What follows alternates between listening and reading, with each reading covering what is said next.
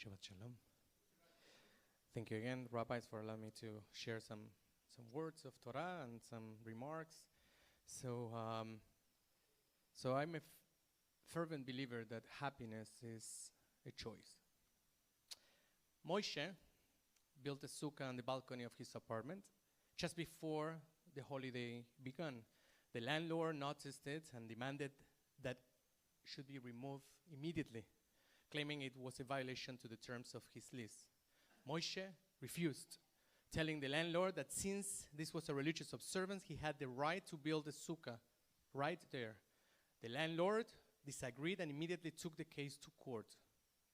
In court, the landlord argued that the sukkah was unsightly, against the terms of the lease, and was a fire hazard. Moshe argued his religious rights. The judge, who happened to be Jewish, listened patiently and then offered his verdict. I agree with the landlord. He is right in this case. And I therefore rule that you have 8 days to take down your hut. So as most of you know, Marcel and I bought a house and we moved like 6 months ago. And I have to confess that there is still one room that hasn't been organized yet. This is a room that is 90% full of a personal stuff of mine. And she offered me a proposal when we came back from Israel in August, kind of like an ultimatum. And she said, you have 2 months to do something about it. And that after the grace period, if nothing happened, that she will simply throw all my stuff. I need to do a second confession. I haven't yet cleaned up the room, and Marcela had remained quiet, and we both know I am at fault. Why I was telling this, why I'm sharing this with you, among my memories that I have all that stuff in that room, I found a cassette. Remember the cassette? Yeah. I found a cassette, and when I was 11 years old, my brother bought like a stereo boombox, and it had the capacity to record, and it had a microphone. So I loved that machine a lot, and I used to spend hours recording myself. So what did I find in this specific cassette? On side A, I found my young voice singing the entire Friday night and Saturday morning services when I was preparing for my bar mitzvah. I can hear pieces like I'm singing to my Cantor, almost like if it would be a request and a task and a homework to do. I say, my Cantor was also Mario. I say, okay, Mario, now I'm singing, the Ashrei on page 132. It's kind of a conversation, that I go back and forth with him, but he never really asked me for that. And on side B, I found something different. I found 60 to 75 minutes of little Gaston reading jokes. And guess where I found yesterday, from the same room, the book that I was reading from in that cassette. And actually, since there is open, let me tell you a joke. So this is in Spanish, I translate. So it's a Bobby is walking on the street, and she's going, to the market. And then a friend interrupts her and say, wow, Ray, Rochel, your grandkids are gorgeous. And she said, just wait to see the pictures. I know. The laughter is good, and sometimes we have, late comers, the delay. It's fine, because it didn't translate well. But so, yes, I found this book, and you ask, I have no idea why I actually recorded that, because why I recorded myself reading jokes for 60 or 70 minutes. So, but I do remember that I enjoy knowing jokes, and being able to make other people laugh gave me such a joy. It was not about me be happy only, but to ensure healthy laughter in an environment, in any environment that I would be present. I even remember when I moved to the United States, and most of my jokes were in Spanish, so I tried translating a few of them, like right now, but reality showed that not all the jokes translates well. So I love comedy, and I love to smile, I love joy, and I enjoy seeing others rejoicing and smiling.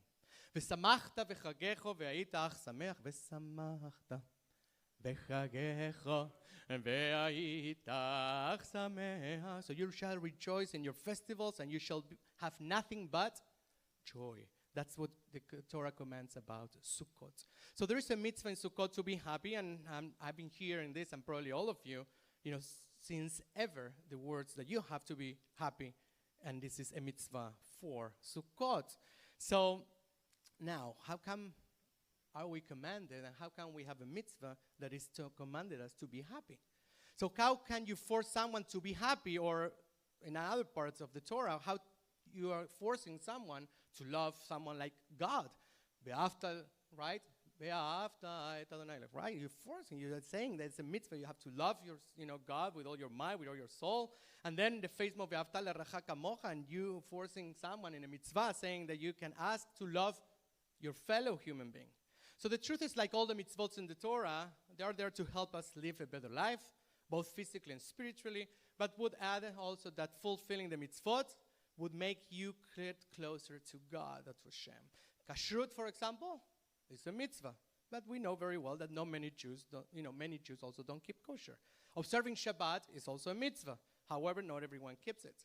And so on and so forth. Being happy in Sukkot is a mitzvah, but it doesn't mean that everyone fulfills it. So, in that way, my former question is obsolete now. You are not really forced. So now, have you tried? Have you tried to remain and force yourself to be happy for at least 7 days on a row? Have you even tried to be happy even for 2 hours on a row on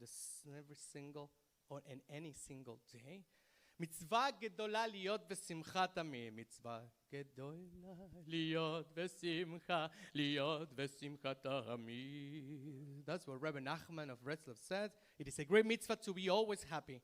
And we read also in Psalm 100, we read every day, or we say, עבדו את השם בשמחה, בואו לפניו, ברננה. Serve Hashem with gladness, with joy. Come before him with joyful songs. Is it possible to keep yourself 24/7 joyful? Is it even healthy? So, some of you might remember the 2015 movie, Inside Out. Raise your hand if you remember the movie. So Inside Out is about an 11-year-old girl named Riley who moves across the country from Minnesota to San Francisco with her parents. Riley experiences a transformation in her mind and in who she is as a person, and she tries to adjust to her new life in San Francisco and also the difficult process of growing up. So the viewer, like us, follows Riley's 5 emotions world: joy, sadness, anger, fear, and disgust, on a journey in her mind to help her through her transitions to adolescence and to assist her in making what they think are the right decisions. So the hero of this story, in this beautiful movie, was the emotion of sadness. Sadness taught the emotion of joy that all our emotions serve a purpose. Without even realizing it, sadness reminded that joy that feelings give us information about our experiences and about other people's experiences. They clue us into life's challenges and rewards. But most importantly, they give us contrast. How would you know what joy is if I never experienced sadness, or vice versa? In the movie, Joy tries to avoid sad memories to come up after the little girl so she can be a 24/7 robot who is always joyful. And that's also unsustainable. The book of Kohelet that we are going to read on Monday, the Ecclesiastes, it says, to everything, turn, turn, turn. There is a season, turn, turn, turn. And a time to every purpose under heaven. A time to weep and a time to laugh. The issue is not about avoiding and neglecting sad situations in our lives, but rather to learn what to do with that information. In a simple analysis, where are all your emotions, or our emotions? Where are they?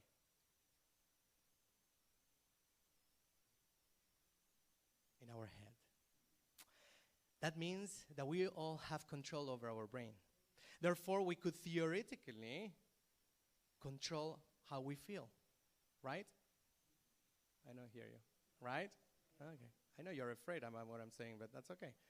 It's easy? No. But it seems that we do have that control. Following this discourse, we could say that happiness, anger, sadness are choices we make. So you tell someone, for example, you made my day. Oh, you just ruined my day. You make me feel happy. What you just said hurts me. Do you really think that they have so much power over you? Yes, they do. Why? Because we allow it. But in the same way, I can choose to feel differently. We can change our mindset as many times as we would want to. Tragedies and obscure episodes in our lives are inevitable. How we choose to feel about them and what we do with that information is our choice. I think that this is what Rabbi Nachman of Breslov tried to say when he stated, mitzvah gedolah liot v'simcha tamid. It is a great mitzvah to always be happy. It's almost a responsibility. On Psalm 126, Shir Amalot Beshuv Adonai Et Shivat Zion Ahinu Kecholmim Azorim Vedima Verina Ikzoru. So in that part says, very good. They that sow in tears shall reap in joy. They that sow in tears shall reap in joy. Though he goes on his way weeping, bearing the store of seed, he shall come back with joy, bearing his sheaves.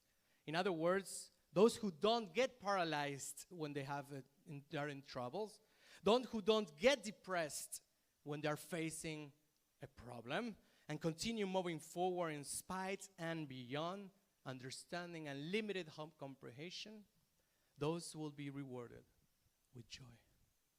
Let's do an exercise. So according to the National Science Foundation, an average person has about 12,000 to 60,000 thoughts per day. Of those, 80% are negative and 95% are repetitive thoughts. Make the math. Of those, 80% are negative and 95% are repetitive thoughts. So if we repeat those negative thoughts, we think negative way more than we think positive thoughts. Cognitive behavioral therapists have a term for it. It's called ANT, automatic negative thoughts. All negative thoughts are not bad. Being also alert can help you survive, but most negative thoughts are useless. They only create imaginary drama in your mind. So let's break this pattern and do an exercise with me. So mentally try step one, don't take out a piece of paper, but take your mind, a piece of paper in your mind and write in your head the following. So list only one negative thought that you have. Once you have listed that in your brain, and you can imagine, visualize that, right? Dig deeper and relate more things about that negative thoughts. Maybe your fears. You doing the exercise? Good. So now, what you're going to do, make another list, and a separate list that goes like this. So if your fear was failure, now on the side, write one instance when failure helped you learn a lesson. Now, if your negative thought was that you are insecure about your skills, write how much you have improved since you have started. Now, if your thought was that you have lost a relationship in the past, write about the beautiful time you spent with each other. If you're stressed out about work, write how work also served you and have served other people. If you don't like your co-worker's behavior, write one positive thing about that person. So shifting perspective sounds easy, but it's not. It takes practice. So this is why I want you to do this exercise and do it daily. Once you do this exercise, your mind will remember it. It will become part of your thinking process. Whenever you think of a negative thought, counter it with a positive one. Nervous about giving a speech in public? Think of the positive impact you will make if you do it. Lost money? Think one thing you have remained. Feeling jealous? Appreciate one thing about yourself. Make it a habit. Give yourself one day challenge to balance your thoughts. The aim is to make this habit part of your subconscious. Once it has become part of your thinking process, you will shift your perspective like the famous Tony Robbins does.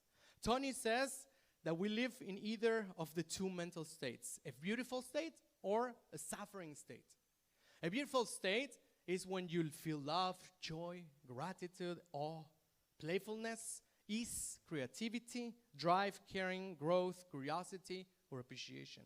A suffering state, on the contrary, is when you feel stressed out, worried, frustrated, angry, depressed, irritable, overwhelmed, resentful, or fearful. Mahatma Gandhi said the same thing of what the Baal Shem Tov said. A man is but the product of his thoughts. What he thinks, he becomes. In other words, you are where your thoughts are. Tony Robbins, the famous, was not born optimistic. He practiced it. He put in an effort. Happiness and joy is a choice. The rabbi always finished his services saying, Tzedek, tzedek tirdov, that you should pursue justice, and only justice shall pursue. I will say the same thing, that you should pursue happiness. It's a full-time job. You can do it. Everyone can do it. Your thoughts are the roots of your destiny. Your next action results from your next thought. You owe it to yourself to improve the quality of your thoughts. Lao Tzu said the following: watch your thoughts, they become words. Watch your words, they become actions. Watch your actions, they become habit. Watch your habits, they become character. Watch your character, it becomes your destiny. So take action. Do the exercise and give yourself a one-day challenge to get started. It takes a cue, routine, and a reward to form a habit. To cue here is an automatic negative thought, an ANT.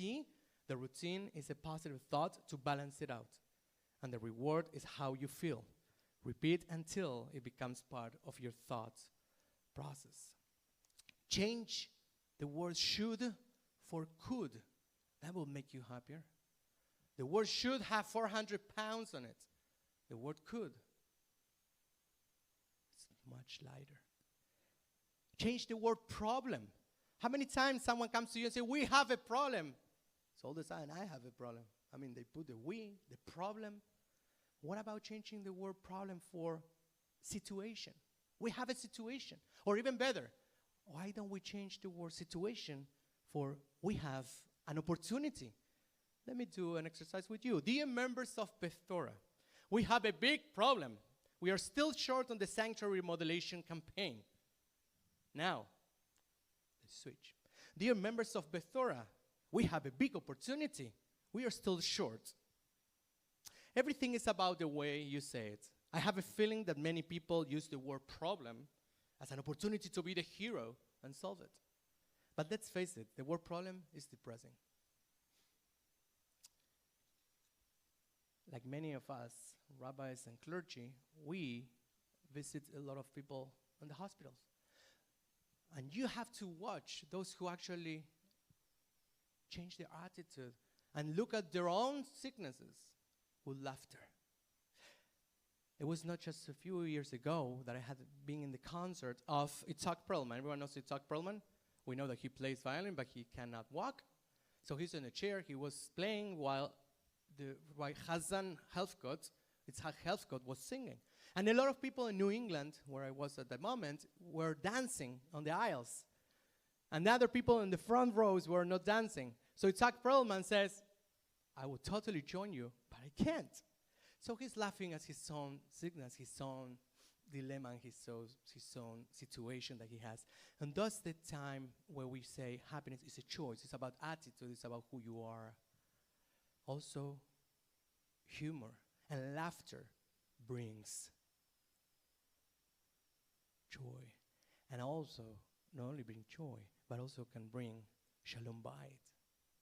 For example, This morning, my wife Marcela, who has a tendency to not locate her stuff, from 1 minute to another, she told me that she couldn't find her toothbrush. So I could say, you always lose everything. You never can find the stuff, and then create like a huge argument. I say, I think that you play hide and seek with your stuff.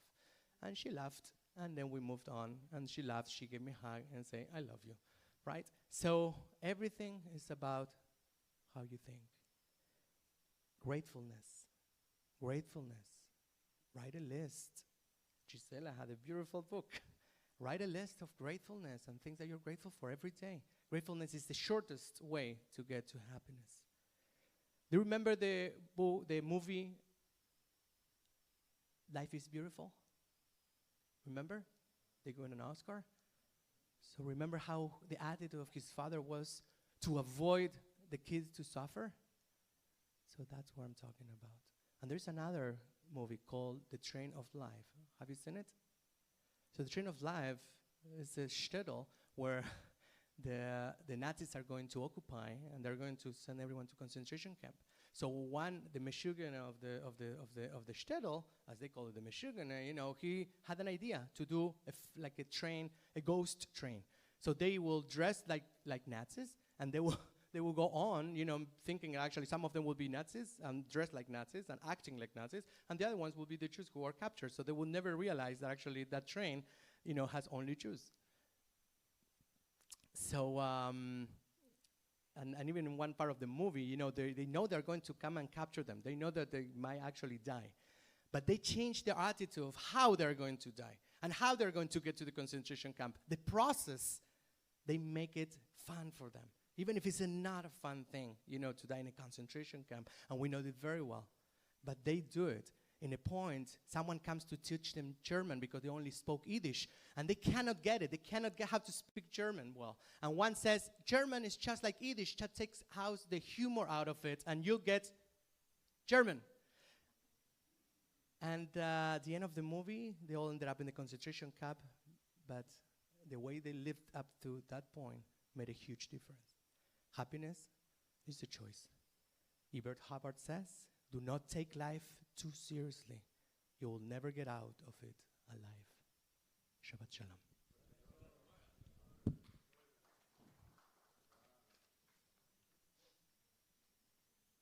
Musaf with the duet of Mitch and Rafe.